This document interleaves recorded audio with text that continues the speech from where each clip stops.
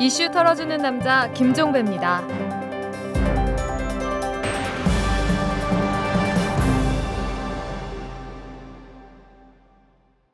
여러분 안녕하십니까? 11월 28일 목요일에 보내드리는 이탈남입니다. 자, 오늘도 어김없이 SNS 한 뉴스로 시작을 하도록 하겠습니다. 오마이뉴스의 박정호 기자 나오셨습니다. 어서 오십시오. 네.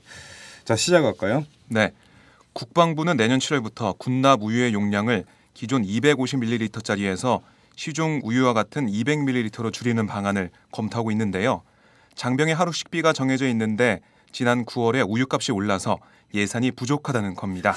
네. 이 소식을 접한 많은 SNS 용자들이 분노하고 있는데요.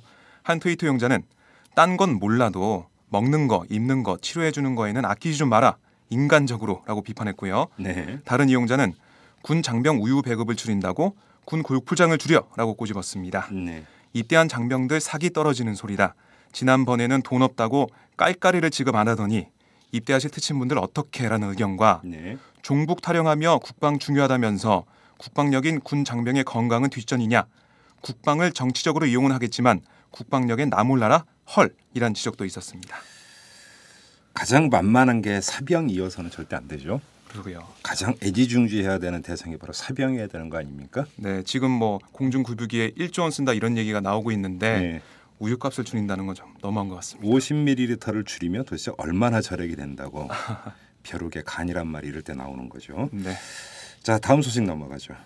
네, 어제 서울에 새벽부터 많은 눈이 내릴 거라던 기상 예보와는 달리 새벽에 눈이 전혀 오지 않았는데요. 네. 폭설을 예상하고 대비했던 많은 SNS 용자들이 허탈하다는 반응을 보였습니다. 동감합니다. 네, 한 트위터 용자는 기상청에서 대설 내린다고 해서 잠도 못 자고 있구만.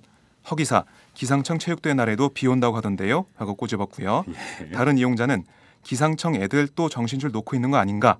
서울에 눈 많이 온다더니 신용만 하고 구름도 없고 햇빛만 나네. 슈퍼컴 고장난 거야? 라고 지적했습니다. 네. 반면 하늘도 무심하시지 불쌍한 기상청 생각해서 눈 조금만 뿌려주셔도 좋으련만 이란 의견과 짜증나는 건 이해하지만 기상청이 신도 아니고 모든 일기예보를 100% 정확하게 맞출 수 없다는 건 모두가 아는 사실일 텐데 라는 트윗도 있었습니다. 뭐 거동이 불편하신 분들이나 네. 먹고 살기 힘든 분들 입장에서는 눈 오는 게 반가울 수는 없죠. 그래서 그렇습니다. 안 오는 게 오히려 더 나을 수는 있을지는 모르겠으나 기상청은 예보하는 곳 아닙니까? 네, 예보는 그래도 어느 정도는 맞아야 되지 않습니까? 네. 이게 무슨 야구 선수 타자 타율하고 비슷해지면 이건 좀 곤란한 거 아닙니까? 어제 깜짝 놀랐습니다. 눈이 안 와서 걱정하고 있었는데. 네. 알겠습니다. 또 마지막 소식으로 가죠. 네. 그저께 당진 현대제철 내 발전소에서 독성가스가 누출돼 한 명이 숨지고 8명이 다쳤는데요. 네. 작업 중인 근로자들 중 일부만 가스 경보기를 착용하는 등 안전 불감증이 사고의 원인인 것으로 드러나고 있습니다. 이 공장은 6개월 전에도 가스 누출로 5명이 숨지는 사고가 발생했었는데요. 예. 네, 이에 대해 많은 SNS 용자들은 사업장의 안전대책 미비를 비판했습니다. 한 트위터 용자는 기본 상식에 대한 무지가 제일 큰 문제라고 지적했고요. 다른 이용자는 똑같은 사업장에서 수차례에 걸쳐 십수명이 죽어나가는데 어느 누구 책임지는 자가 없다. 범칙금 몇 푼과 실무자 몇 명 징계가 다다라고 비판했습니다. 네. 기업들의 안전 불감증, 기업 살인법을 제정하여 산재가 일어날 경우 엄청난 세금을 물려야 한다는 주장과 네. 노동자의 귀책 사유가 아니라 위험의 전가와 수익 극대화를 위한 안전비용 삭감으로 인한 구조적 인재라는 의견도 있었습니다. 말 그대로 구조적 인재 같습니다. 네. 수고하셨습니다. 네, 고맙습니다. 분노와 절망의 시대, 우울증 치료제가 필요하세요? 정치 때문에 시민들이 웃는 그런 세상을 바라세요? 변화하는 서울과 서울 시민의 삶. 정치가 즐거울 수 있다는 희망의 증거를 만나보세요. 오연호가 묻고 박원순이 답하다. 정치의 즐거움 오마이북.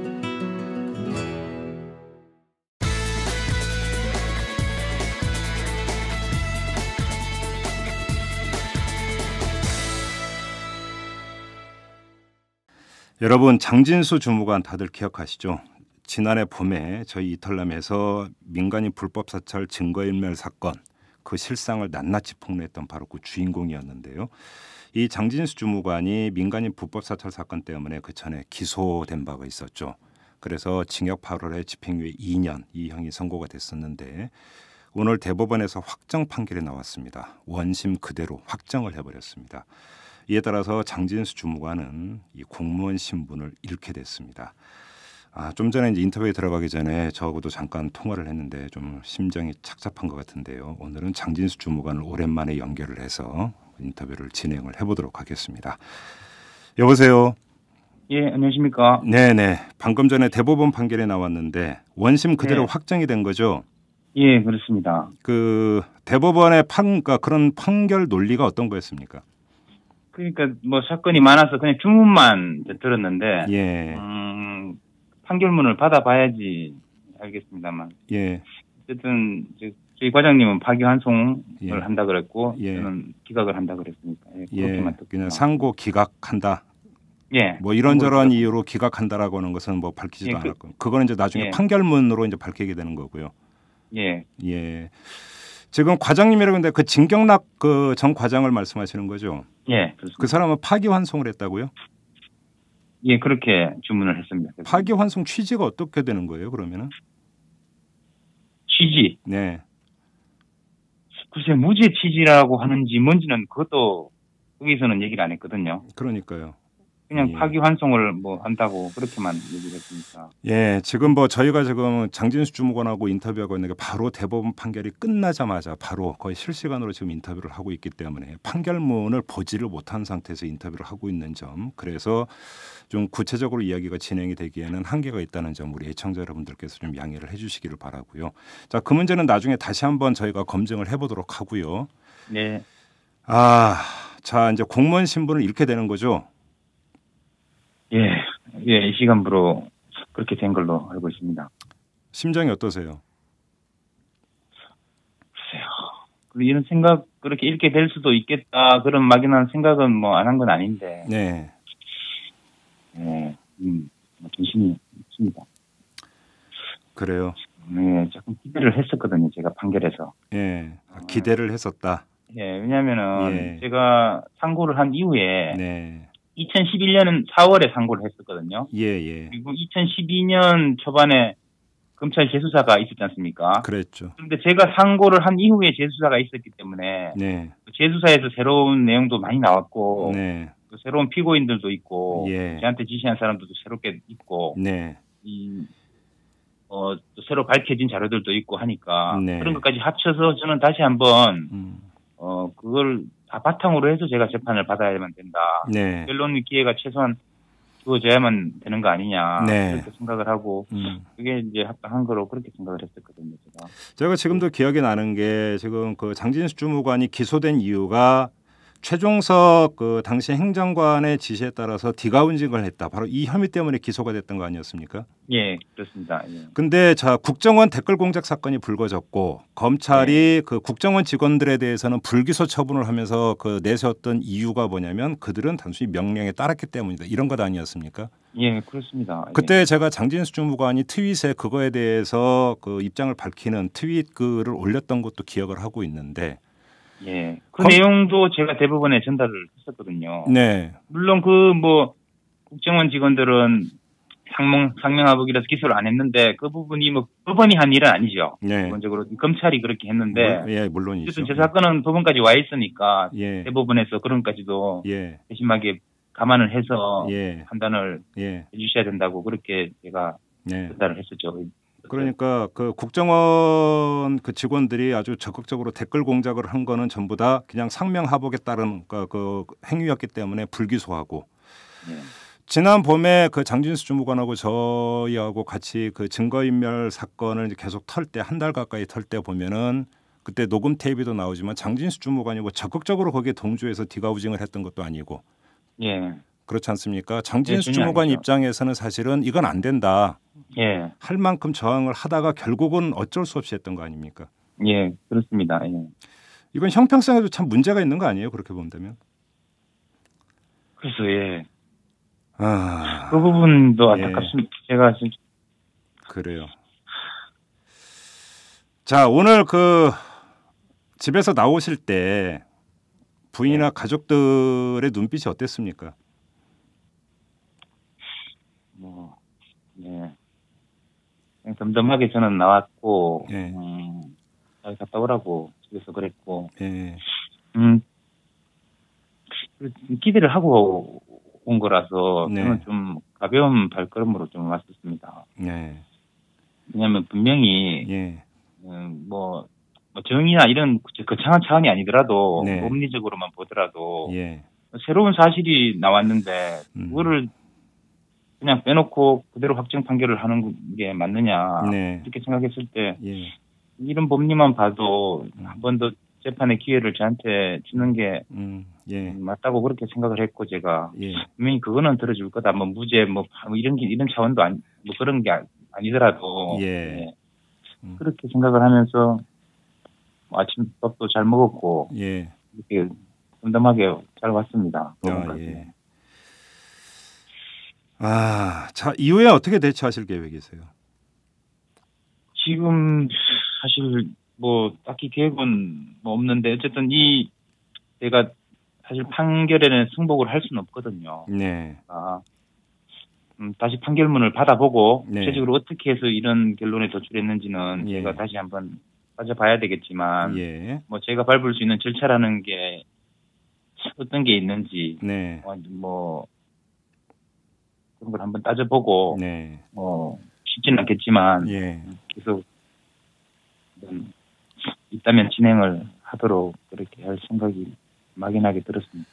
장진수 주무관이 공직 생활을 몇 년을 하셨죠?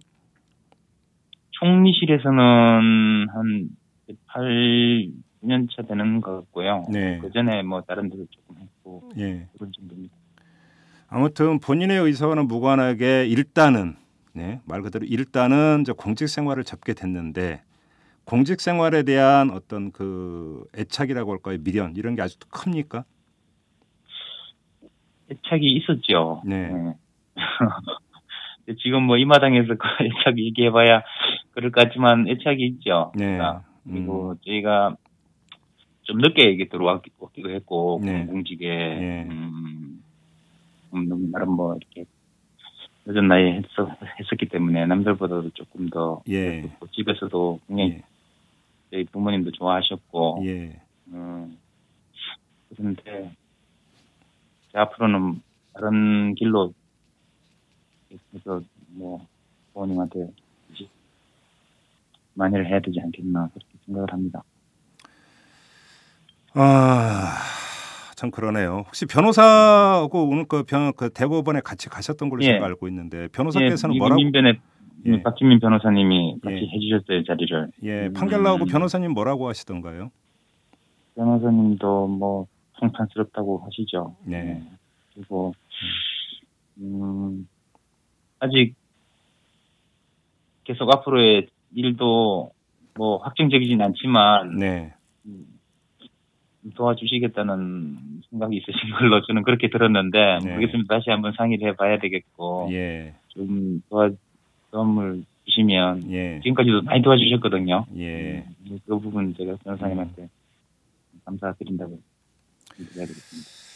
알겠습니다. 어차피 지금 이제 판결문이 이제 송달이 돼야 되는 건데 좀 며칠 네. 걸리죠, 어차피. 네, 뭐 빠르면 일주, 뭐 늦으면 한 2주까지도 걸린다고. 그러니까요. 일단 뭐 이후 부분 같은 경우는 판결문 내용을 좀 보고 일단 네. 거기서 입장을 세워야 이제 그 이후 계획이 나올 수가 있는 거니까.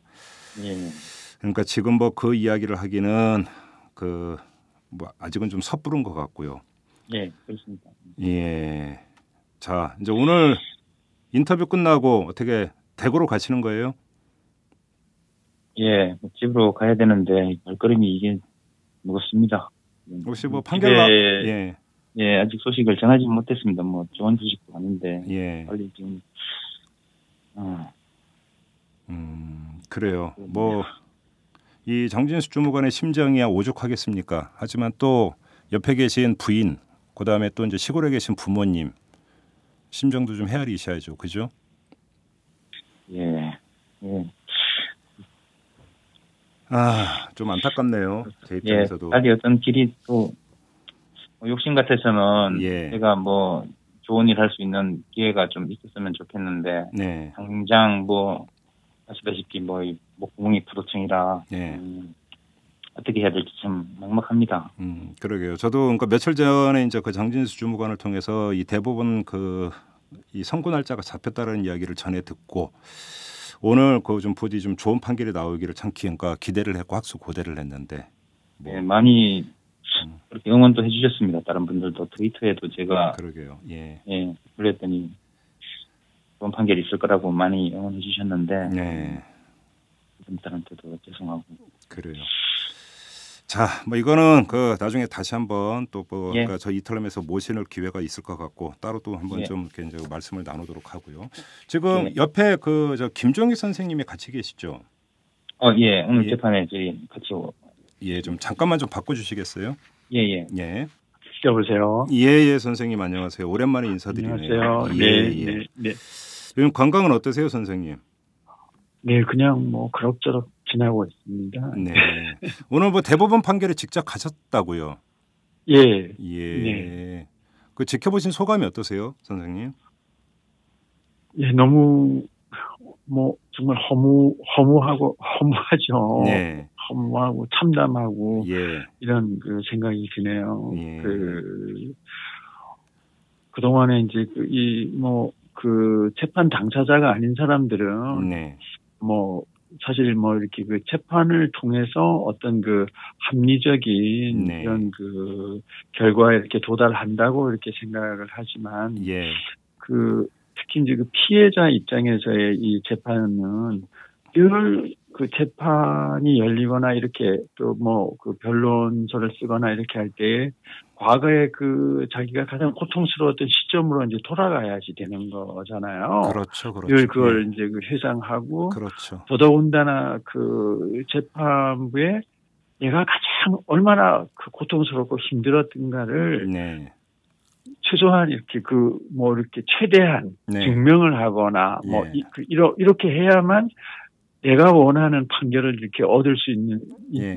예. 이게 이제 그 저는 사법제도가 굉장히 피해자에게는 잔인한 제도인 것 같아요. 예. 그런 예. 측면에서. 그래서 예. 지금까지 이렇게 그 대법원 확정 판결까지 오는 동안에 예. 이 장주무관이 겪었을 예. 그 마음의 이런 아픔 같은 것을, 고통 같은 것을 이렇게 생각해 보면서 네. 오늘 그 판결이 네. 좀 잘 나왔으면, 예. 그거는 이제 그런 그 어떤 개인적인 그런 그 아픔 뭐 이런 것도 있지만, 네. 사실은 이게 한국 사회 전체를 위해서도 예.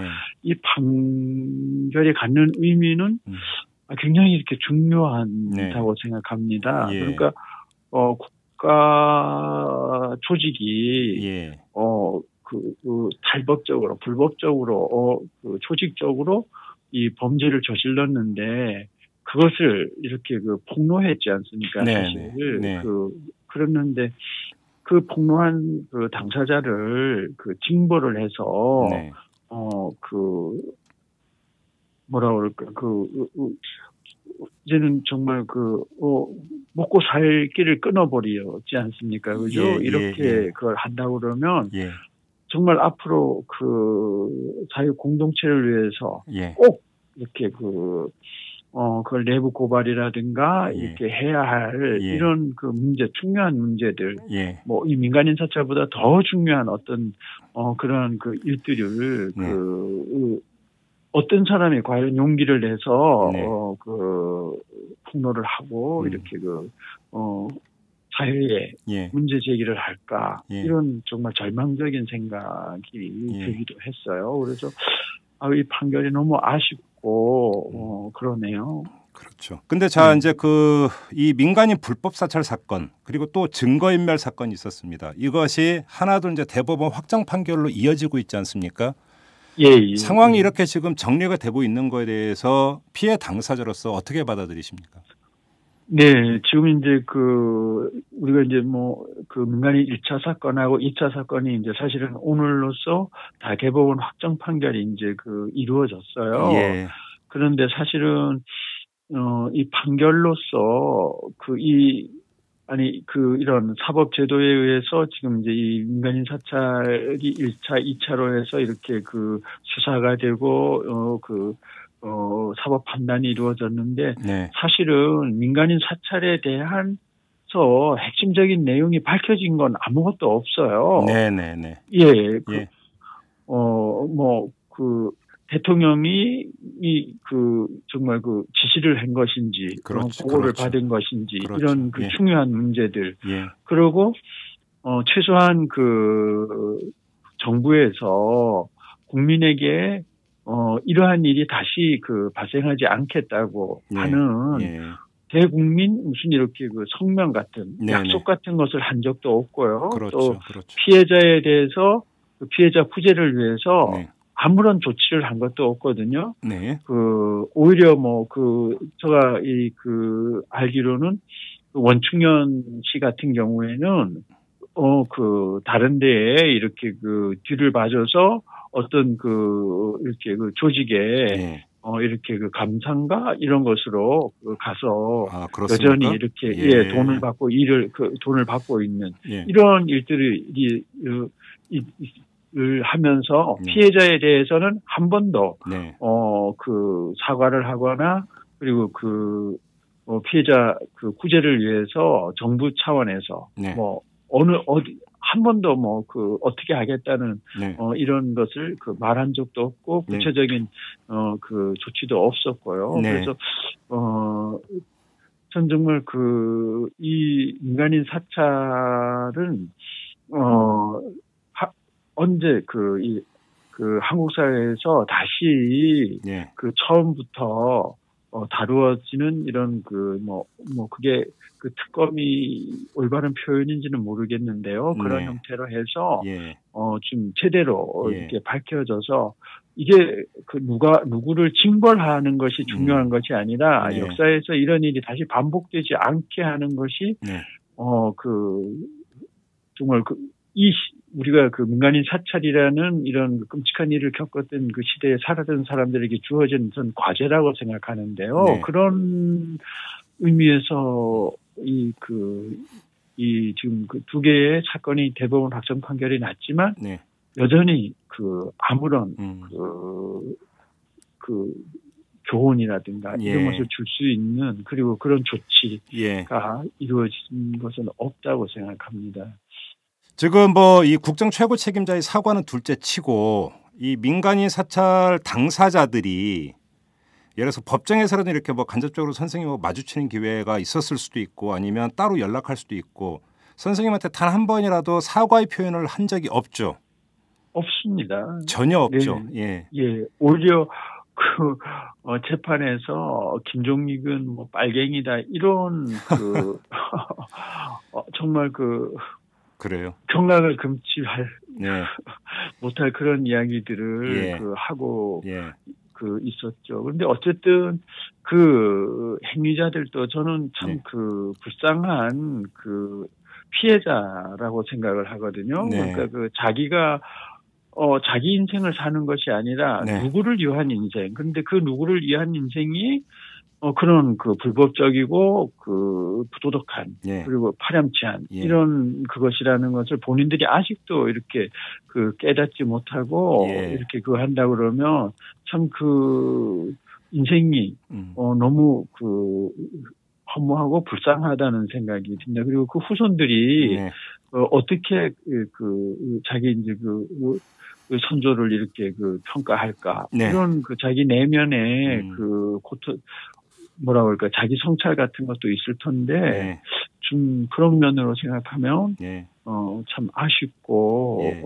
그런 것이 있죠. 알겠습니다. 자, 선생님 말씀 잘 들었고요. 장진수 주무관 좀 다시 한번 잠깐 좀 바꿔주시겠습니까, 선생님? 네네. 네네. 네, 장진수입니다. 네네. 장진수 주무관께서 작년 봄에 저희와 같이 이 증거인멸 사건의 실상을 폭로를 할 때 저는 지금도 네. 기억을 합니다. 그때 장진수 주무관이 저희와의 인터뷰에서 그런 말씀을 하셨어요. 국민들을 믿고 폭로를 한다 이런 말씀을 하시지 않았습니까? 기억나시죠? 예, 국민 여러분들을 믿어야죠, 당연히. 그렇죠. 자, 앞으로도 아마 많은 국민들이 장진수 주무관과 함께할 거라고 생각을 하고요. 너무 낙담하지 마시고, 네. 그죠? 네. 또 이 장진수 주무관을 지지하고 격려하는 국민들이 많다라는 사실. 그때 작년 봄에 그런 심경과 마찬가지로 그렇게 가다 보면 또 방법은 나오지 않겠습니까? 예. 네, 힘내십시오. 알겠습니다. 네, 네, 감사합니다. 이 말씀을 꼭 전하기 위해서 다시 했습니다. 힘내시길 바랍니다.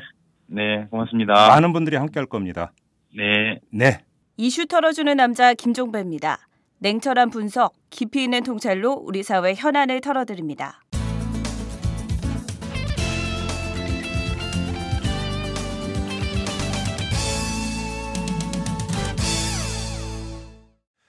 목요일의 고정 코너입니다. 인권 이야기 시간인데요. 자, 그 주인공이신 오창익 인권연대 사무국장 모셨습니다. 어서 오십시오. 네, 안녕하세요. 네. 한국의 인권 시계는 정방향으로 가고 있습니까? 역방향으로 가고 있습니까? 아주 철학적인 질문을 던집니다. 지금. 뭐 퇴보하고 있습니다. 퇴보를 본격화하고 있습니다. 그렇습니까? 한나라당에서 네. 예전에 2007년 국면이었습니다. 그 이명박, 박근혜 후보가 각축을 벌일 때, 경선할 때, 네네, 그 언론을 통해서도 많이 나온 얘기였고 이명박 후보 진영에서 했던 얘기가 그래도 우리가 박근혜보다 낫지 않냐, 뭐 이런 얘기를 많이 했었는데 실용 보수, 강경 보수 뭐 이런 얘기 많이 그렇죠. 나왔었죠. 네. 예. 요즘 실감하고 있습니다. 박근혜 대통령이 이명박 대통령을 성군을 만드시려고 그러시는지 이명박 정권 때 5년 동안 후퇴했던 것을 그 총량이 뭐 열이라 친다면 박근혜 정권 9달 동안 후퇴한 것이 그거보다 많지 않나 싶을 정도로 아주 심각합니다 요새. 세게 반응해서 세게가 아니라요. 안 무서워요? 아니 뭐 무서울 게 뭐 있습니까? 쫄지만 않으면 돼요. 뭐 여러 가지 실제로 길거리에서도 체감 안 하세요? 다음 주엔 그런 말씀드리고 싶은데 단속 건수 같은 경우도 엄청 늘었어요. 아 그런 거요? 네, 그 제가 경범죄도 말씀드린 바 있는데 경범죄 처벌법 위반 건수라는 게 곧 단속 건수입니다. 얼만큼 단속하느냐에 따라서 그렇죠. 늘어나니까 고무줄 같으니까요. 작년에 비해서 거의 2배 가까이 늘었습니다. 범칙금 통고, 범칙금을 내는 것도 늘었고요. 이런 일들이 왜 생기냐 하면 정권의 권위적 성격을 경찰이 충실하게 반영하는 거예요. 법질서 확립 이런 거 뭐 강조하고 하니까 이명박 정권도 굉장히 강조했는데 이명박 정권을 무색하게 만들 만큼 박근혜 정권이 강조하고 있고요.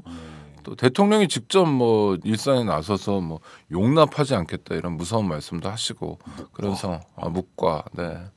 그죠. 묵과하지 않겠다. 그 2007년 대선이 한창일 때 막바지에 거의 판세가 기울었을 때 그때 이명박 캠프 인사들이 그 유행어처럼 썼던 말이 뭔지 아세요? 뭐라고 그랬습니까? 좌시하지 않겠다라는 말을 썼었어요. 좌시. 예, 제가 그걸 또렷이 기억하는 게 하도 많이 써갖고 징글 맞아서 제가 그때 칼럼을 쓴 적이 있었거든.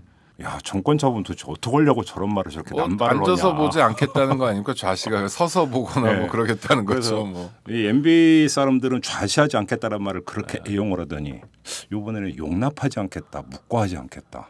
뭐 이렇게 가고 있어요. 뭐를 그동안 상당히 많이 용납해 준 것처럼 말씀하시는데 뭐를 용납해 주셨는지 잘 모르겠습니다. 예. 자 범위를 좀 좁히죠. 자 거기서 뽑아서 어떤 걸 집중적으로 한번 그럼 오늘 얘기를 그 용납하지 않겠다는 말씀 왜 하셨냐면 정의구현사재단의 시국 미사 때문이잖아요. 그래서 오늘은 정의구현사재단 얘기를 좀 하려고 합니다. 그리고 예측도 하려고 합니다. 앞으로 박근혜 정권과 정의구현사재단의 정면 대결이 진행될 것 같은데 어떻게 될 건가. 이제 시사 전망가로 이렇게 또 나서서. 그 전망도 해보려고 합니다. 전망이 잘 맞으면. 그 전망은 근데 되게 위험한 거예요. 맞으면 좋은데 안 맞으면 좀 그렇잖아. 제가 개인적으로 손해 볼 건 별로 없습니다. 자, 최대한 맞게 말씀드리겠습니다. 알겠습니다. 일단 뭐 재밌는 발언 몇 가지 좀 살펴보고 싶은데 이정현 청와대 대변인이 이분이 정말 실세인지는 모르겠고 이분도 대통령을 누나라고 부르는지는 모르겠는데 처음에 시국기도회가 열렸을 때 그런 얘기를 했어요. 기도란 것은 잘 되기를 바라면서 은총을 기원하는 것으로 알고 있는데 그런 말을 했어요. 국민이 뽑은 대통령의 사퇴를 촉구하는 것은 잘 되라는 것이 아니다. 이렇게 반발했어요. 이분이 이 기도에 대해서 전혀 모르고 있다는 말씀 말씀부터 드리고 싶습니다. 예. 이분이 광주의 살레시오 고등학교를 나온 분이에요. 천주교 학교죠. 아, 예. 그래서 고등학교 때 기도의 기본은 좀 배웠을 것 같은데 전혀 모르는 것 같아서 실망입니다. 지난주에 했던 지난주에 우리 그 종교재단 학교 얘기했었잖아. 네네. 또 갑자기 그게 떠오르네. 네. 이분이 수업을 충실히 안 들으신 건가요? 그러면? 살레시오 고등학교는 그 종교적 억압이 별로 없는 학교 중에 하나인데 그래도 좀 보고 배운 게 있어야 되는데 아쉽습니다. 예. 기도라는 게 뭐 그냥 누구 잘 되기 위해서 바라는 건 단순히 구복이죠. 복을 구하는 구복 행위에 불과합니다. 그렇죠. 예. 그 뭐 자기 중심적 그 구복이 기도는 아니고요. 기도는 오히려 종교적 의미에서는 말하는 것보단 듣는 겁니다. 그러니까 자기 안에 있는 양심의 소리, 예. 신의 목소리를 듣고자 자기를 여는 과정이 기도인 거죠. 네. 대통령 잘 되길 바라는 기도 뭐 그런 것도 있습니다. 국가 조찬 기도 이런 거 있는데 예. 최대 권력을 잘 되길 바라는 기도가 그게 권력에 대한 아부고 아첨이지 그게 어떻게 기도일 수 있습니까? 네. 그래서 예수도 기도할 때 보면 막 산으로 올라가고 그런 모습들이 있는데요. 네. 그러니까 번잡한 거 떠나서 좀 조용히 자기를 들여다볼 수 있는 게 기도이죠. 또 기도라는 게 뭐 이를테면 일종의 자기 반성, 성찰, 각성 이런 겁니다. 그렇죠. 그리고 예. 때로는 뭐 기존의 질서에 대해서도 뭐 해체하기 위한 것이랄까 뭐 네. 이런 것도 되는 거죠. 네. 기도는 여러 가지가 있는데 예.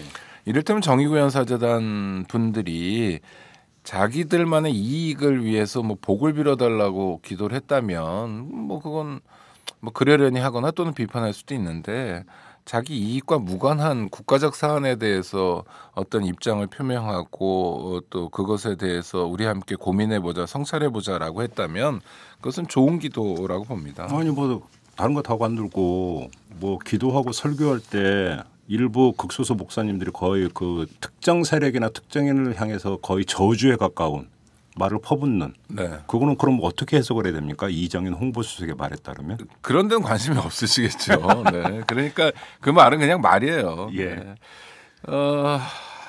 또 하나는 윤상현 씨 이분은 뭐 원내 수석 부대. 네, 이분 뭐 실세라는 분인데요. 예.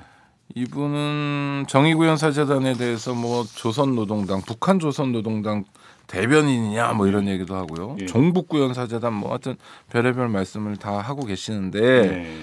이분이 인천이 지역구인데요. 예. 제가 아는 여러 신부들을 통해서 들은 얘기가 이 정의구현사재단 소속 신부들한테 쫓아다니면서 뭐 도와드릴 일이 없냐 예. 이런 말씀을 일상적으로 해왔습니다 여태까지. 윤상현 의원이. 네, 그럼요. 그랬대요? 아니 왜냐면 지역구 성당의 신부니까 예. 지역구 관리 차원에서 그런 거예요. 예. 제가 아는 것만 해도 뭐 여러 번이에요. 예. 귀찮을 정도로 자주 오고 문안 인사도 드리고 예. 특히 늘 하는 얘기가 뭐 도와드릴 일이 없냐. 음흠. 그럼 신부들은 도와줄 일 없다. 뭐 이렇게 말씀하신다는데 예. 하여튼 만약 그렇다면 윤상현 그 의원은 조선노동당 대변인의 심부름꾼을 자처하는 거잖아요. 예. 이게 말장난이죠. 그렇죠. 그럼 뭐 윤상현 의원 입장에서는 그렇지 않다는 걸 뭐 여러 가지 얘기할 수 있겠죠. 네. 자기가 50 때 어떤 존재였는데 내가 무슨 조선노동당 대변인의 심부름꾼이냐 이렇게 얘기할 텐데 그런 식의 경강부회를 지금 집권 여당이 사고 있는 겁니다. 그야말로 달을 쳐다보러 그러는데 손가락에 뭐 손톱이 잘 안 깎였다느니 매니큐어가 잘 칠해지지 않았다느니 뭐 이런 엉뚱한 얘기를 하고 있는 건데요. 네. 이런 엉뚱한 얘기를 하는 사람들이 우리나라의 운명을 최소한 5년 동안 책임져야 될 집권 세력이라는 게 매우 유감스럽습니다. 예, 예. 네. 정의구현사재단 말씀 좀 드리죠. 예. 정의구현사재단은 아시는 것처럼 뭐 유신 때 만들어졌습니다. 1974년 예. 지학순주교 구속 사태로 만들어졌고요. 그렇죠. 원주교구. 네, 원주교구 주교가 민청학년의 배우다 이런 혐의로 맞아요. 예. 구속시킬까 말까 그러다가 지학순 주교가 양심 선언도 하고 그래가지고 예. 박정희 정권이 덜컥 구속시켰고 예. 그러니까 그때까지는 사실 한국 천주교회가 사회 문제에 별로 관심이 없었어요. 예. 뭐 그 전에 박해도 받았고 그래서 굳이 뭐 권력하고 충돌한다든지 하는 습성이랄까 이런 의식이 별로 없었습니다.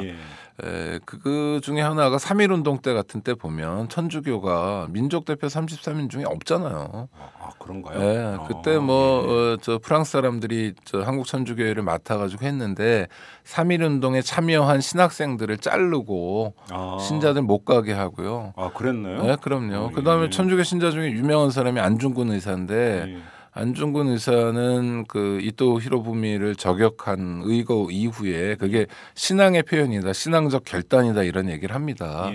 근데 한국 천주교회는 안 의사에 대해서 뭐 전혀 관심도 갖지 않고 이를테면 뭐 신자들 이렇게 자기 죄를 고백하는 고백성사 이런 거 있는데 이런 것도 막 뭐 못 보게 하고 뭐 이런 횡포를 부립니다. 실제로 파문을 하지는 않았지만 거의 파문에 준한 일들을 하고요. 일본 제국주의와 척지고 싶지 않다는 의지가 굉장히 강했습니다. 그러니까 뭐 좀 어떻게 보면 찌질한 종교의 모습을 많이 갖는데요. 민족을 배신하는 모습도 많고 그다음에 친일 행각도 굉장히 많았습니다.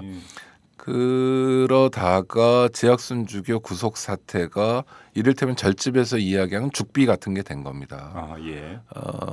남들이 탄압받을 때 별로 반응하지 않았고 세상의 고통에 대해서 아파하지 않으니까 봐라 말이야. 니네 고위 성직자인 주교도 이렇게 구속될 수 있다라는 하나의 역사적 가르침이었던 거고요.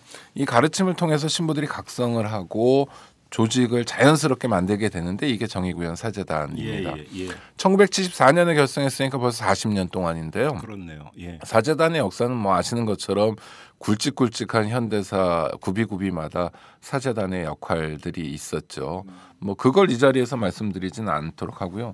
저도 개인적으로 제가 첫 직장이 정의구현 사제단이에요. 20년 전에 저는 정의구현 사제단의 사무국에서 일하는 사람이었습니다. 92년부터 96년까지. 혹시 그러면 우리 오찬 국장도 천주교 신자신가요? 뭐 그렇긴 한데요. 뭐 인권운동하면서 자기 종교를 얘기하는 건 뭐 적절하지는 않은 것 같고 하여튼 뭐 천주교 신자 아니면 거기서 어떻게 일하겠습니까? 사제단이 좀 독특한 조직인데 첫 번째는요. 뭐 모임이 있으면 정관, 회칙, 규약 이런 게 있잖아요. 그렇죠. 이런 게 전혀 없습니다. 40년 동안 없어요. 그래요? 네, 아주 이상한 무정형의 조직입니다. 대표는 있습니다. 지금 나성구 신부를 한 분이 하고 계신데 대표는 때로는 1명, 뭐 3명 이런 식으로 공동 대표가 있기도 하고 또 하나는 희한한 건 회원 가입 절차가 없어요. 무슨 유령 조직 비슷합니다. 그러니까 자기 어떤 신부가 스스로 나는 정의구현 사제단이야 그럼 사제단인 거예요. 그러니까 회원 명부가 없습니다. 가입 절차가 없으니까. 그럼 회원 수가 몇 명 이런 것도 없네. 없죠. 그래서 제가 정의구현 사제단 사무국장으로 일했는데도 불구하고 사제단 신부가 몇 명이더라를 모르겠어요. 그러니까 대충 전체 신부의 3분의 1이 되기도 하고 뭐 반이 되기도 하고 어떨 때는 뭐 10분의 1이 되기도 합니다. 이 얘기 무슨 얘기냐면 시국 상황에 따라 달라집니다. 그렇죠. 이를테면 약간 민주파가 집권했을 땐 정의구현 사제단의 역할이 상대적으로 줄어들잖아요. 그렇죠. 그럴 때는 뭐 신부들이 원래 자기 일이 많은 사람들이니까 자기 성당에서의 뭐 업무나 이런 게 있으니까 본업으로 많이 가는 거고 세상이 조금 고통스러워진다거나 여러 가지로 그 불협화음이 나거나 이럴 때는 사제단 신부라고 자처하는 신부들이 늘어나게 되는 거죠. 특히 이렇게 시국 미사가 열리는 시기에는 많이 늘어나게 되고요. 박창신 신부에 대해서 이딴 고발 사건이 있고 검찰이 수사를 한다. 이러면은 회원이 막 늘어납니다. 그러면 그러니까. 지금 보수 단체들이 그 시위하면서 그러니까 사제단 해체하라 이렇게 주장을 하잖아요. 해체할 실체가 별로 없습니다. 뭐 해체하고 말 것도 없네. 네, 그러니까 굉장히 느슨한 조직인데 느슨함이 갖는 특유의 힘 같은 게 있는 겁니다. 그러니까요. 그 회원 명부도 없고 가입 절차도 없는 조직이 40년 동안 유지돼 왔고 뿐만 아니라 40년 전에도 그랬지만 지금도 전국의 핵심에 있다는 건 여러 비슷한 단체들이 있잖아요. 다른 종단의 단체들도 있고 또 그 유신 때부터 활동했던 여러 단체들을 우리가 기억합니다. 그런데 그 단체들이라는 게 오르락 내리락 이런 것들이 있지 않습니까? 한때 굉장히 활발하게 운영되다가도 조금 잘 안 되기도 하고 보통 NGO라는 게 종교단체도 그렇지만 이 제각각입니다. 그 역량을 꾸준히 유지하면서 40년을 버텨오는 건 유례를 찾아볼 수 없는데요. 그렇죠. 정의구현 사재단이 거의 유일하다고 볼 수밖에 없는데 네. 그게 그런 어떤 조직적 탄력이랄까 이런 데서 온 겁니다. 예. 자 이제 시국미사 얘기를 좀 하죠. 예. 근데 시국미사라는 건 지금 대선 부정선거 국면에서만 진행된 게 아니라 네. 이명박 정권 5년 내내 계속 진행됐어요. 그렇죠. 그래서 예. 아마 윤상현 의원이나 네. 그다음에 그 춘천의 닭갈비를 먹고 싶지 않게 만들어주는 누굽니까? 막말 김진태 의원. 그분은 정말 춘천 지역 경제에 대해서 좀 반성해야 돼요. 닭갈비는 그래도 맛있어요. 그래도 맛있는데 네. 그러니까 닭갈비 먹으러 가려고 그러면 김진태 의원이 떠오른다는 사람들이 많습니다. 춘천 시민들이 좀 새겨 들으셨으면 좋겠고요. 하여튼 이런 분들이 뭐 내내 그 사재단이 문제였다라고 얘기하는 게 특유의 권력을 잡은 집권 세력들의 시각입니다. 네. 그들의 시각으로 보면 내내 문제였어요. 이를테면 2009년 용산 참사가 터졌죠. 그렇죠. 용산 참사가 터졌는데 억울한 목숨이 희생됐지만 그 유족들이 그야말로 돗자리 하나 깔고 농성도 진행할 수 없었습니다. 네. 우리 경찰이 그렇게 관용하지 않아요. 그러니까 용납하지 않는다고 대통령은 말하지만 늘 대통령, 정권, 경찰, 검찰은 용납하지 않아 왔어요. 근데 정의구현 사재단 신부들이 거기 결합하면서 뭐 미사도 하고 이러니까 그나마 조그만 공간, 천막 하나 칠 수 있는 공간을 유지하고 용산 참사의 진실을 알리고 또 용산 참사 문제를 해결하기 위한 여러 가지 노력들이 진행될 수 있었던 겁니다. 네. 그러니까 정권의 입장에서는 뭐 눈에 가시 같은 존재이지만 네. 용산 참사 유족들이나 또 철거민들 입장에서는 정말 구세주나 수호신 같은 존재였죠. 네. 제주 강정마을에도 정의구현 사재단 신부들의 활약이 있습니다. 그렇죠. 아예 거기 들어가 사시는 문정현 신부 같은 분도 예, 있고요. 예. 그다음에 쌍용자동차도요. 지금 대한문 앞에 저 농성은 철거하고 평택으로 내려가는데 지난해 4월부터 했으니까 1년 반 넘도록 대한문 앞에서 정말 뭐 화단을 만들려는 서울시 중구청 맞아요. 그다음 끊임없이 와서 뭐 돗자리 뭐 방석만 깔아도 집시법 위반이라고 윽박지르는 대한민국 경찰 이런 핍박 속에서 조그마한 공간이라도 네. 쌍용 자동차 때문에 목숨을 잃게 된 억울한 죽음 20명이 넘는 억울한 죽음에 대해서 기억해보자라는 공간이라도 살릴 수 있었던 건 거의 전적으로 정의구현 사재단의 도움이었습니다. 예. 이분들이 매일 같이 와서 미사를 해주면서 미사는 종교 행사니까 경찰에서 그렇죠. 어떻게 하기가 참 어렵거든요. 예. 집시법에 보면 집회 및 시위에 관한 법률에 보면 관혼상제는 빠지게 돼 있어요. 예. 그러니까 이게 사실은 약간의 편법이고 우리나라가 비정상이라는 걸 보여주는 겁니다. 그렇죠. 미사를 해야만 또는 그 개신교 예배를 해야만 법회를 해야만 일정한 정치적 공간을 확보할 수 있고 예. 그게 아니면 정치적 공간을 확보할 수 없는 세상은 자유가 없는 세상이죠. 하여튼 쌍용자동차 노동자들하고 연대를 한 것도 뭐 신부들이었고 예. 뭐 그런 식으로 따지면 밀양 송정탑에도 역시 신부들의 존재가 굉장히 그렇죠. 두드러지게 있습니다. 그렇죠. 예. 그러니까 뭐 시국미사라는 건 사실 매주 매일처럼 열리고 있었던 거예요. 곳곳에서. 네. 다만 이제 정치적 관심이 집중되냐 그렇지 않느냐 사람들이 예, 얼마만큼 예, 관심을 예. 갖느냐 예. 뭐 이 차이가 있었던 거고요. 예. 사람들의 관심이 쏟아지게 된 건 천주교 전주교구 천주교 정의구현 전주교구 사재단 네. 이 정의구현 사재단은 교구별로 한국의 교구가 16개가 있는데 군인들 포함해서요. 예. 군종 신부들이 무슨 정의구현 사재단 활동을 할 수는 없으니까 예. 현역 장교들이니까요. 예. 그 빼면 15개 교구가 있는데 어떤 교구는 뭐 전주 같은 경우인데 천주교 정의구현 전주교구 사재단 이름으로 활동하기도 하고 예. 그 바로 옆에 있는 광주교구는 그 이름 많이 안 씁니다. 오히려 교회의 공식 조직인 정의평화위원회라는 이름으로 활동하기도 하고 그것도 제각각이에요. 그 진짜 정의구현 사재단하고 정의평화위원회하고는 어떻게 되는 겁니까? 정의평화위원회는 교황청에서 예. 천주교가 뭐 지들끼리만 천당 가고 이렇게 사는 게 아니다. 예. 예수가 그렇게 안 가르쳤다. 예. 세상의 정의와 평화의 문제에 대해서 지속적으로 관심을 갖고 지금 교황 같은 양반은 뭐 훨씬 적극적으로 얘기하거든요. 밖으로 나가라 왜 교회에 있냐. 예. 가서 그 흔히 우리가 그런 표현 쓰는데 손에 흙 묻히기 싫어한다 그러는데 밖에 나가서 흙을 묻혀라. 예. 그 진짜 악이 뭔데 그 엇그제 하신 말씀 굉장히 센 말씀하셨는데요. 네, 뭐 자본주의 얘기하고 그렇죠. 예, 뭐 아니 독재 얘기하고. 노숙인이 길거리에서 연세 많은 노숙인이 죽으면 아무 언론 보도도 안 되는데 주식 시장에서 1~2% 포인트 떨어지면 뉴스가 되는 게 이게 정상적인 사회냐? 네. 진짜 악이 뭐냐? 그거는 약자를 전혀 배려하지 않는 절대 자본주의, 승자 독식의 이런 시스템 아니냐? 이거 완전 종북 아닙니까? 근데 교황을 종북이라고 얘기하기는 참 어려울 텐데 네. 하여튼 그런 얘기를 합니다. 그게 왜 그런 얘기를 자꾸 하냐면 예. 예수의 가르침이 그래요. 그래서 예. 천주교회가 그런 걸 안정적으로 다룰 수 있는 기구를 설치한 게 정의평화위원회입니다. 네. 지금 한국에서는 뭐 주교회의 정의평화위원회라는 게 활동하고 있고 각 교구의 정의평화위원회가 있는데 네. 위원장은 이제 주교가 맡고 있어요. 그러니까 거기서 이야기하는 정의평화위원회 때 그 정의라고 하는 것은 당연히 그러면 사회적 정의가 포함이 되는 사회적 정의입니다 주로. 그렇죠. 교회 안의 정의에 대해서는 이분들 사실 별로 말씀 안 하시고요.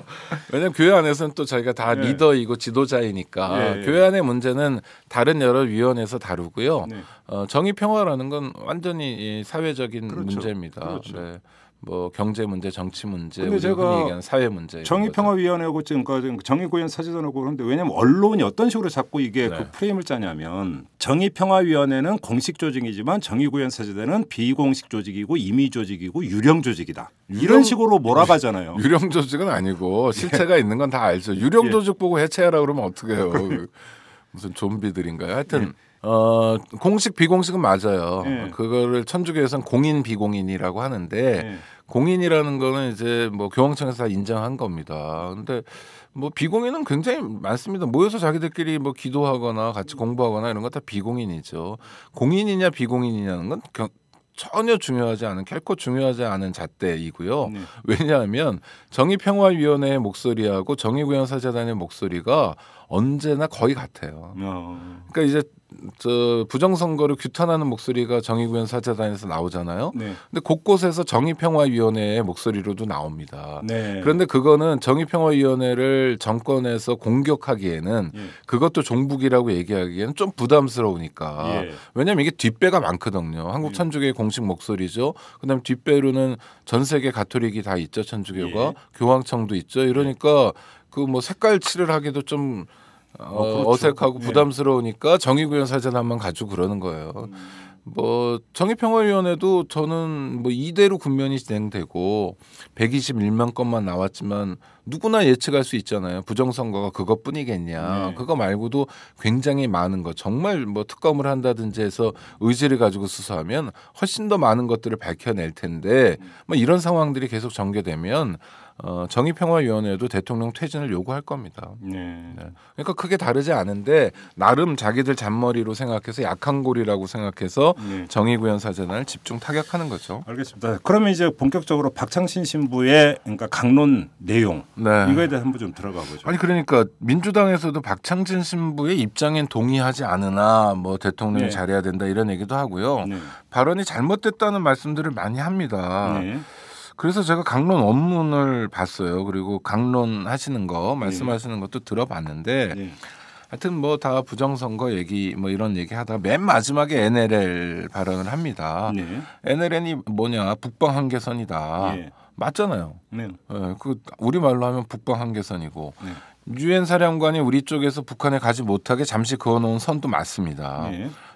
북으로 올라가지 말라는 선이죠. 그렇죠. 그러니까 북한과 아무 관계 없어요. 휴전협정에도 정하지 못했어요. 육지는 정했는데 바다를 정하지 않아서 분쟁을 만들어 놓은 겁니다. 역사적 사실이고 팩트예요. 그러니까 군사분계선도 아니에요.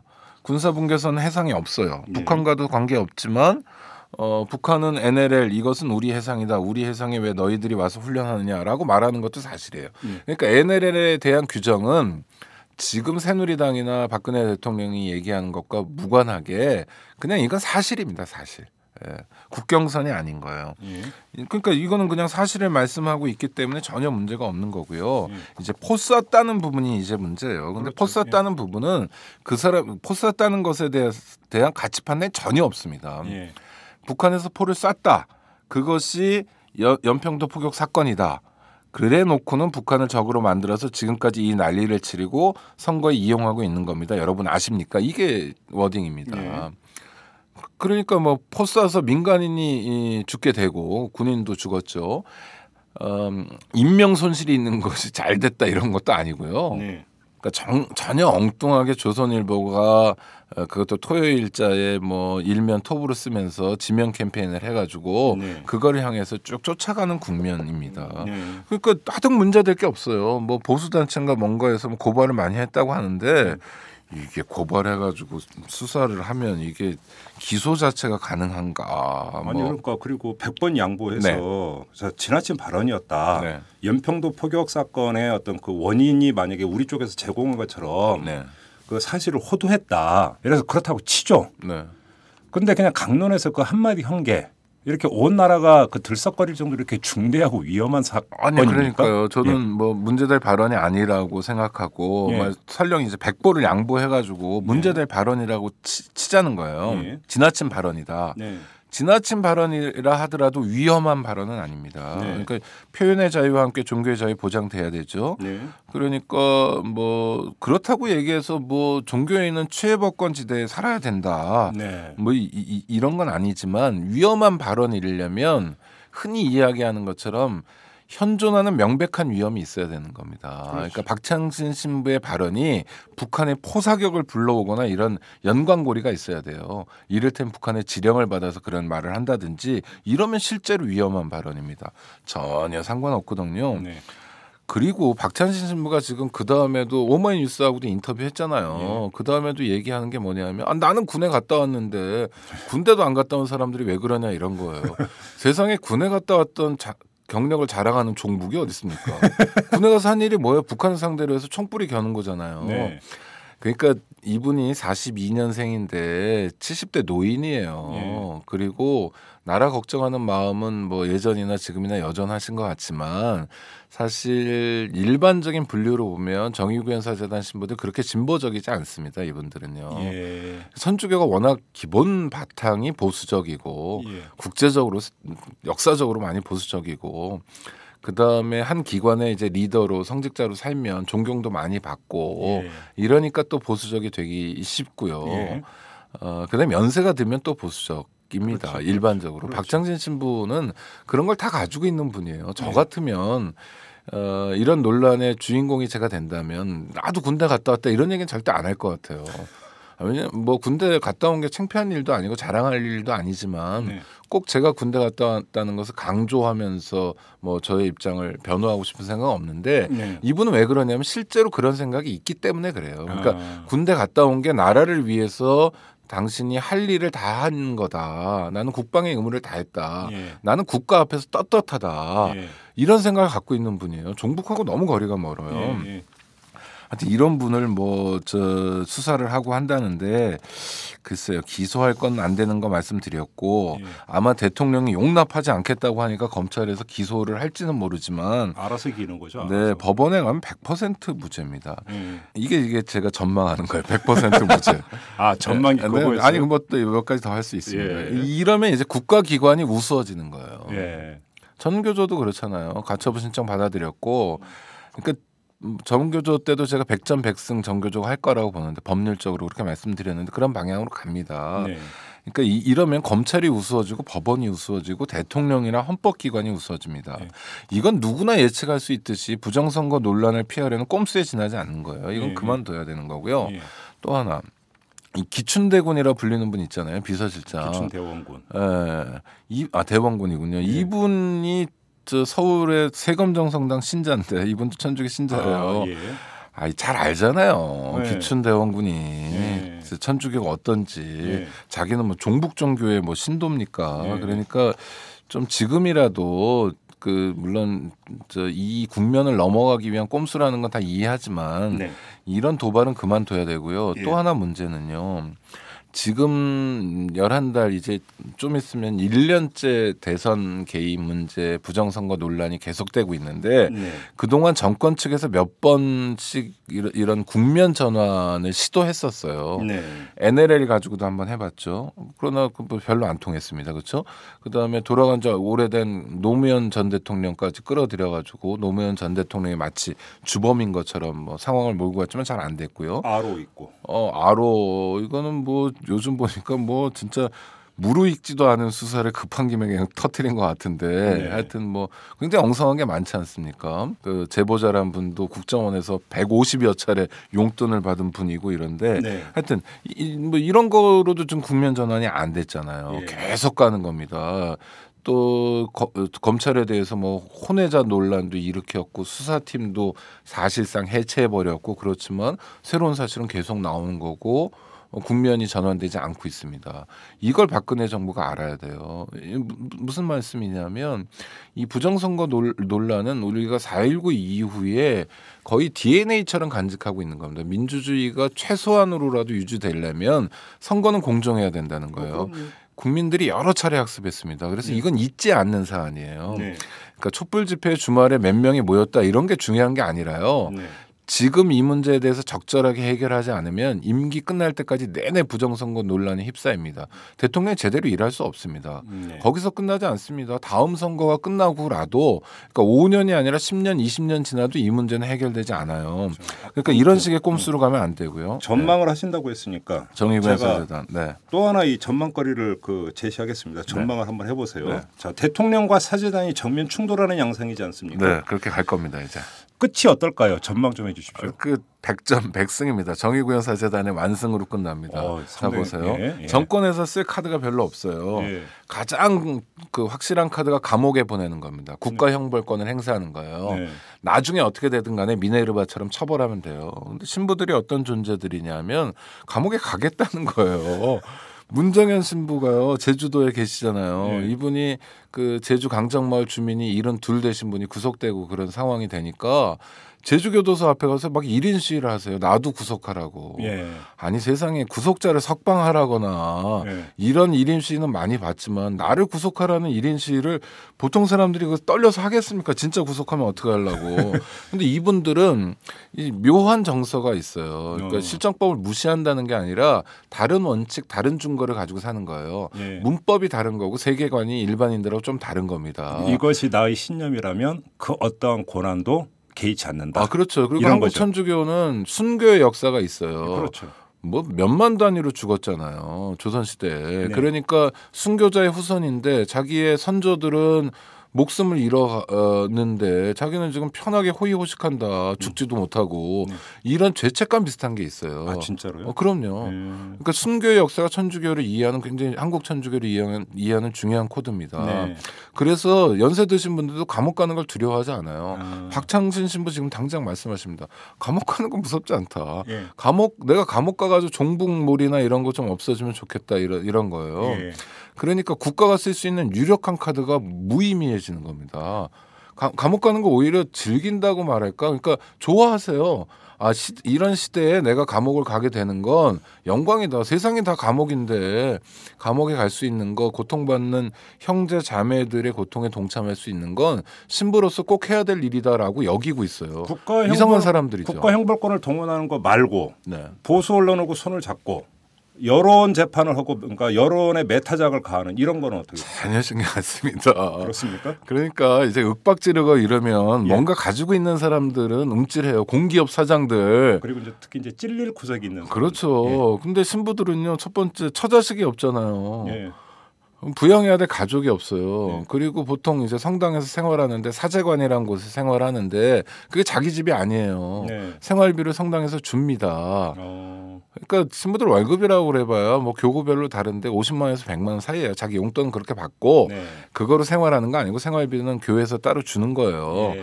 대주죠. 밥도 해주고 뭐 난방비도 주고 그래요. 예. 차도 사주고 예. 뭐 생활할 수 있는 활동비를 주는데 그러니까 움찔대 그 무슨 윽박지르거나 이랬을 때 위축될 요소를 별로 안 가지고 있어요. 처자식이 있고 애가 내일 모레 저 대학을 가야 되고 올해 고3이고 그러면 아빠가 교도소에 가야 되겠다는 결단을 하기가 어렵잖아요 현실적으로. 안 되죠. 아니 그러니까 그거는 우리가 보통 사람들의 현실적인 삶이에요. 개인에게 그렇게 큰 희생을 강요하면 안 되는데 신부들은 뭐 그러니까 협박이 통할 수 없는 윽박지르면 그냥 코웃음 치고 또 하나 뭐 조선일보 등에서 막 지명 캠페인을 하잖아요. 안 통하는 게 조선일보 안 봐요 대부분. 그러니까 저기서 뭐라고 그랬는지 정보가 잘 없습니다. 주워들을 뿐이에요. 그 다시 말씀드리자면 문법 다르고 생각이 체계 다르고 중요하다고 여기는 게 달라요. 박해를 오랫동안 버텼던 그런 역사적 전통 속에 있고 예. 또 하나 이 천주교의 교주가 누굽니까? 예수잖아요. 예수. 네. 예수가 어떤 양반이냐면 정치범으로 사형 집행당해서 죽어간 사람이거든요. 그 당시로서는 아니 그냥 무조건 해야죠. 정치범이에요. 예. 그래서 기존 체제에 대해서 흔드는 발언들을 했고 행동을 했고 그래서 미운 털 박혀서 사형 집행당해서 공개 처형을 당한 겁니다. 그걸 따르겠다고 장가도 안 가고 신학교 10년씩 다니면서 신부가 되고 사는 거예요. 그런데 정치적 판결에 대해서 두려워할까요? 전혀 두려워하지 않습니다. 네. 다시 이야기하면 박근혜 대통령이 쓸 수 있는 카드가 거의 없어요. 뭐 잃어버릴 게 있어야죠. 예. 성당이 지 거도 아닌데 자기 거도 아니니까 예. 그거는 교회 거니까 예. 뭐 자기 재산이 별로 많은 것도 아니고 그러니까 예. 털어서 뭐 먼지 날 것도 아니고 뭐 그런 문제가 있고요. 또 하나는 그 박근혜 대통령 아버지 때도 천주교와 많이 싸웠는데 그렇죠. 사실 재미를 못 봤습니다. 여러 신부들을 감옥에 보냈지만 예. 결국 박근혜 정권의 비극적 종말로 끝났고요. 박정희 정권. 박정희 정권. 예. 죄송합니다. 박근혜 정권을 비극적으로 종말시켜야 된다 이런 뜻 전혀 아니고 저는 성공을 바랍니다. 79년에 그런 사건이 있어요. 박창진 신부는 79년에도 저 신부였는데 박창진 신부 등이 소속된 전주교구의 교구장인 주교가 있었어요. 예. 김재덕 주교라고. 예. 이분이 강론 때 센 말씀을 합니다. 퇴진 정도가 아니라 유신 정권 집행 금지 가처분 신청을 내야 된다 이런. 강론에서. 예. 그러니까 이건 뭐냐면 박정희 대통령 물러나라. 예. 퇴진하라가 아니라 예. 저 사람을 법률로 끌어내려야 된다라는 예. 아주 강성 발언을 합니다. 예. 중앙정보부에서 구속시키려고 그랬어요. 근데 예. 구속 못 시켰어요. 예. 박정희 정권 말기였고요. 예. 정말 뭐 차지철 같은 사람이 설치면서 캄보디아에서 그렇게 많이 죽였는데 우리도 할 수 있다 이런 발언이 그렇죠. 청와대에서 오가는 상황이었는데도 그랬습니다. 예. 그러니까 뭐 대통령이 왕처럼 여겨지던 유신 시대에도 정권에서 천주교를 향해서 쓸 수 있는 카드가 많지 않았어요. 예. 기껏해야 몇 명 구속시키는 정도였습니다. 예. 정의구현 사재단은 40년 역사가 됐잖아요. 예. 박정희 정권과 싸웠던 사람들입니다. 그러니까 어떤 시각이 있냐면 당신 아버지하고 싸웠던 사람들인데 우리가 이런 시각이 있어요. 그러니까 예. 정권은 별로 존중하지 않아요. 그러니까 뭐 그건 아무렇게나 해도 좋은 분들이다라는 말씀이 아니라 그러니까 그런 정서가 있는 겁니다. 세속의 언어라면 이 내공이 쌓일 만큼 쌓인 분들이다. 그건 절대로 안 쫄아요. 그러니까 지금 같은 윽박 지르는 거 뭐 몇 마디 이런 거는요 오히려 거꾸로 예. 그냥 평소에 바쁘게 자기 역할을 하는 신부들에게 불에 기름을 얻는 그런 격입니다. 그래서 이건 촉진할 거고요. 제가 예측하건대 전주교구에서 시작했던 대통령 퇴진 요구는 그게 전라도에서 하는 게 아닙니다. 그 오해입니다. 이제 곧 마산, 부산, 대구, 안동 이런 그 경상도 지역 교구의 신부들의 목소리로 터져 나올 거고요. 전국적으로 나올 겁니다. 이제 올해 연말 또 내년 초 가면서 정의구현 사재단 신부들만이 아니라 많은 천주교 그것뿐만 아니라 개신교에서 당장 27개 저 목회자 단체 등이 나서가지고 정권 퇴진을 요구했잖아요. 스님들도 그러잖아요.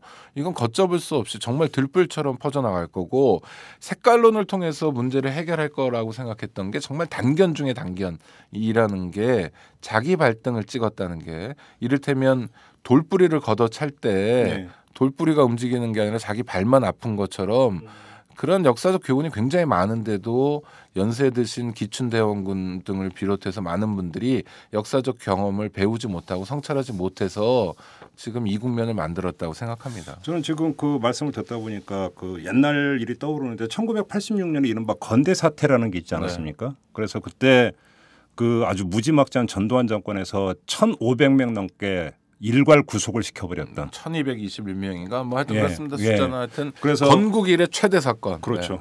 단일 그러니까 단일 사건으로 구속자 구속자를. 수가 아마 세계 기네스북에 올라가야 될 것 같은데 앞으로 그거 기록갱신 못할 겁니다. 그러니까 네. 아무튼 그래서 들어가서 그냥 마구잡이로 다 끌고 나왔잖아요. 네. 그리고 나서 그 이듬해인 1987년 6월 항쟁의 첫날인 6월 10일에 마구 진압을 해가지고 학생들이 다 명동성당으로 밀려 들어갔잖아요. 네. 근데 제가 기록을 봤을 때 그때 전두환 정권이 명동 성당까지 들어가서 다 끌어내려고 했지만 결국은 못했단 말이에요. 네. 그리고 어찌 보면 그게 그러니까 전두환 정권 입장에서 악수였던 게 학생들은 못 나오고 오히려 그게 이제 계속 어떤 유월항쟁을 계속 네. 이어가게 됐던 네. 교두보 같은 교두보 비슷한 역할을 전두환 정권이 부여한 거죠. 김수환 추경이 뭐라고 그랬냐면 진압하려고 그러면 맨 앞에 내가 맞겠다. 그러니까. 나를 밟고 가라. 그렇죠. 그럼 내 뒤에 신부들을 밟고 수녀들 밟고 가면 그제서야 학생들이 만나는데 살벌한 얘기거든요. 맞짱 뜨자는 건데 그러니까. 맞짱 뜨면 져요 정권이. 그러니까 그 서슬퍼렀던 전두환 정권도 그랬는데 네. 자 어떻게 될지 아무튼 오늘 오창익 국장께서는 전망을 3가지를 하셨어요. 자 기록에 남겨놓겠습니다. 네. 그리고 하나하나 확인을 하도록 박창신 신부 무죄다. 네. 네. 기소 자체가 어렵지만 대통령 등살에 기소는 할 수 있지만 법원 가면 무죄를 받을 거다. 네. 네, 알겠습니다. 그다음에 박근혜 대통령 결국 정의구현 사재단하고 싸우면 질 거다. 예. 천주교 정의구현 전주교구 사재단의 대통령 퇴진 요구는 호남이어서 먼저 치고 나온 것도 아니고 예. 그들만의 주장이 아니라 지금 확인하고 있는 것처럼 앞으로 확인할 것처럼 전국적으로 퍼져나갈 거다. 네. 따라서 박근혜 대통령의 태도를 바꿔야 됩니다. 예. 박정희 대통령은 그래도 유명한 얘기 있잖아요. 김상현 의원이 뭐 초선 때 편지 보내니까 야당 초선 의원을 청와대 불러서 만났다는 얘기 있지 않습니까? 예, 예. 박정희 대통령에 대해서 굉장히 비판적인 김수환 추기경 자주 만났어요. 예. 둘이서 같이 담배도 피고 이런저런 얘기도 많이 했습니다. 예. 접점을 찾기는 어려웠어요. 그렇지만 만남은 계속됐습니다. 전두환 장군도 김수환 추기경이나 윤공희 대주교 광주교구였는데 5.18 학살 이후에 예. 만남들이 있었어요. 예. 근데 지금 만남 자체가 없습니다. 예. 박근혜 정권 10월 달에 천주교 주교들 만나려고 했다가 점심 먹기로 했다가 바쁘다고 취소해 버렸어요. 이유는 그래요? 알겠어요. 왜냐하면 강우일 주교나 뭐 정의평화위원회 위원장인 수원교구 이용훈 주교라는 분이 있습니다. 이런 분들 만나면 들을 얘기가 빤하거든요. 별로 좋은 얘기 안 나와. 그렇죠. 뭐 4대강 제대로 해야 된다부터 해가지고 뭐 밀양 송전탑 그렇게 하면 안 된다. 예. 강정마을 어떻게 할 거냐. 이 선거 개입 논란에 대해서 대통령이 결단해야 된다. 쓴소리만 할 거니까 이 참모들이 거의 여왕 모시듯이 해가지고 빼버린 거예요. 예. 만남을. 예. 지금이라도 적극적으로 만나야 됩니다. 대통령이 국민 통합을 원하면 예. 특히 자기를 반대하는 사람들을 만나야 돼요. 그게 예. 여성 대통령의 리더십이어야 합니다. 정말 대통령 주변에 역사와 국민을 생각하지 않더라도 박근혜 대통령이란 개인을 정말 존중하고 누나처럼 소중히 여기는 참모가 있다면 대통령에게 직언해야 됩니다. 이렇게 싸우려고 하고 용납하지 않겠다는 거친 언사만 남발할 것이 아니라 상대방의 얘기도 들어보고 근데 정말 저쪽이 사익을 가지고 하는 게 아니라면 레이저 광선 맞으면 어떡하라고 직원했다가. 그러면 국가와 민족이 불행하게 가는 거죠. 대통령의 불행은 역사적 불행입니다. 그래서 개인의 불행으로 끝나는 게 아닌 거죠. 그러니까요. 뭐 저 같은 사람 개인만 불행하면 되겠지만 아유, 아니면 가족이나 뭐 이 정도 범위지만 대통령은 전혀 다르거든요. 박정희 대통령이 그런 식으로 유신 정권이 종말을 맞은 게 정말 비극이잖아요. 네. 그 누구에게 좋은 일입니까? 국가적으로 정말 얼마나 상처이고 그 다음에 혼란, 그 다음에 5.18 학살 같은 게 그래서 나는 거잖아요. 군부의 연장 이런 거 국가가 제대로 가야 될 길을 가지 못하게 되는 결정적인 이유가 되기 때문에 대통령은 정말 실패할 수 없는 사람이어야 합니다. 그렇죠. 참모들이 잘해줘야 되고 맞아요. 주변에 있는 사람들 사실은 알잖아요. 레이저 광선 무서워하지 말고 직언하고 네. 지금이라도 대통령이 이 문제에 대해서 태도 변화를 하지 않는 한 네. 박근혜 정권 5년 내내 네. 박근혜 정권과 민중이란 말들도 이분들은 싫어하는데 네. 민중과의 싸움은 계속될 겁니다. 불행한 사태입니다. 이건. 알겠습니다. 자, 오늘 여기까지 진행을 하도록 하겠습니다. 수고하셨습니다. 네, 고맙습니다. 여러분은 지금 10만인 클럽 회원 나정현이 원하는 김종배의 이슈 털어주는 남자를 듣고 계십니다.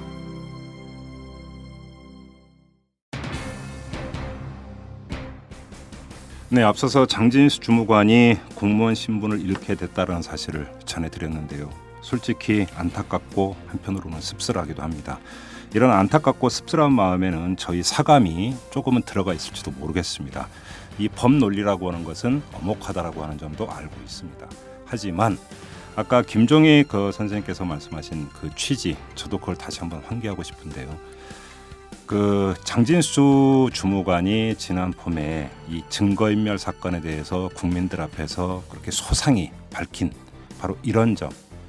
그 다음에 이 국정원 직원과의 형평성 문제를 또 본인이 제기를 했습니다마는 이런 것들은 그러면 법논리로 어떻게 해석을 해야 되는지 저는 법을 잘 몰라서 모르겠습니다. 하지만 애청자 여러분께 한 가지 부탁 말씀을 드리고 싶습니다. 이 세상에는 꼭 법논리만 있는 게 아니라는 점. 그것은 다시 한번 확인이 돼야 되지 않을까 싶고요. 부탁 말씀드리고 싶은 것은 이 장진수 주무관에게 이 격려의 말씀, 따뜻한 말 한마디가 오히려 장진수 주무관의 재기에 많이 도움이 될 수 있지 않을까 이런 소망이 있기 때문에 따뜻한 격려의 말씀 한마디 부탁드린다 이런 말씀을 드리면서 저는 물러가도록 하겠습니다. 여러분 고맙습니다.